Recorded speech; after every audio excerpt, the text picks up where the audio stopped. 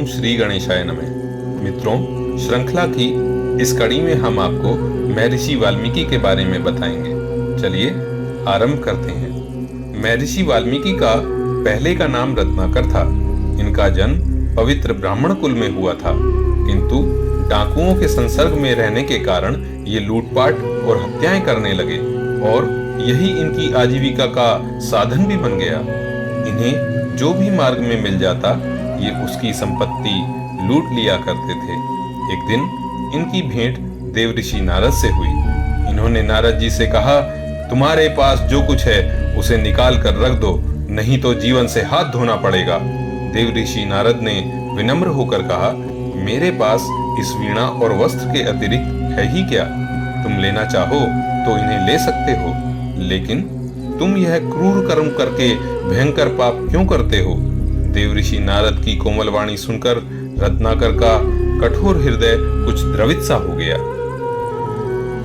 रत्नाकर ने कहा, भगवान, मेरी आजीविका का यही साधन है। इसके द्वारा मैं अपने परिवार का भरण पोषण करता हूँ। देवऋषि बोले, तुम जाकर अपने परिवार वालों से पूछाओ कि वे तुम्हारे द्वारा केवल भरण पोषण के अधिकारी हैं या तुम्हारे पाप कर्मों में भी हिस्सा बटाएंगे। तुम विश्वास करो, तुम्हारे लौटने तक मैं कहीं नहीं जाऊंगा। इतने पर भी यदि तुम्हें विश्वास न हो तो मुझे एक पेड़ से बांध दो। देवऋषि को एक पेड़ से बांधकर रत्नाकर अपने घर गया। उसने बारी बारी से अपने कुटुंबियों से पूछा कि तुम लोग मेरे पापों में भी भागीदार बनोगे या मुझसे केवल भरण पोषण ही चाहते हो? सभी ने एक स्वर में कहा कि हमारा भरण पोषण तुम्हारा कर्तव्य है। तुम धन कैसे लाते हो यह तुम्हारे सोचने का विषय है। हम तुम्हारे पापों के भागीदार कभी नहीं बनेंगे। अपने कुटुंबियों की बात सुनकर रत्नाकर के हृदय में गहरा आघात लगा। उसके ज्ञान नेत्र खुल चुके थे।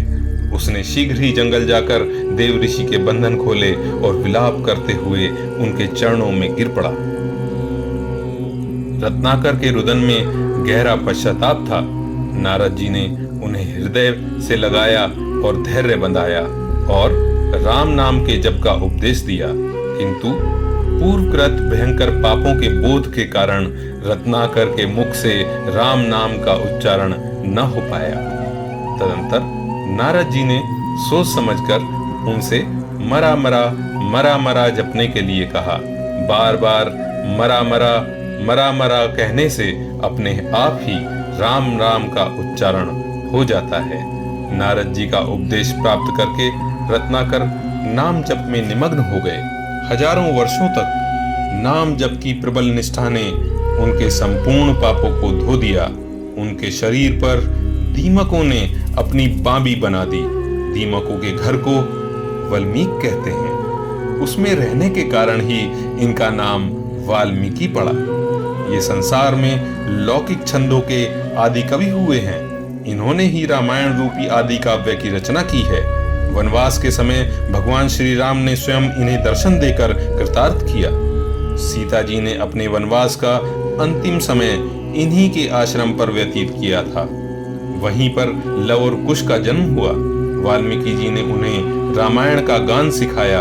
इस प्रकार नाम जप और सत्संग के प्रभाव से रत्नाकर डाकू से ब्रह्म ऋषि वाल्मीकि हो गए। ओम तत्सत। मित्रों, श्रृंखला की अगली कड़ी में हम आपको परोपकार एवं आत्मत्याग की प्रतिमूर्ति महर्षि दधीचि की कहानी सुनाएंगे। मित्रों, मैंने यह श्रृंखला प्रौढ़ बालकों एवं बालिकाओं के लिए आरंभ की है। ये कहानियां आप अपने बच्चों को सोते समय या प्रातः अवश्य सुनाएं। इससे उनके मन पर अनुकूल प्रभाव पड़ेगा। यदि आपको यह श्रृंखला की यह कड़ी अच्छी लगी हो तो कृपया लाइक बटन दबाएं और चैनल को सब्सक्राइब करें। धन्यवाद।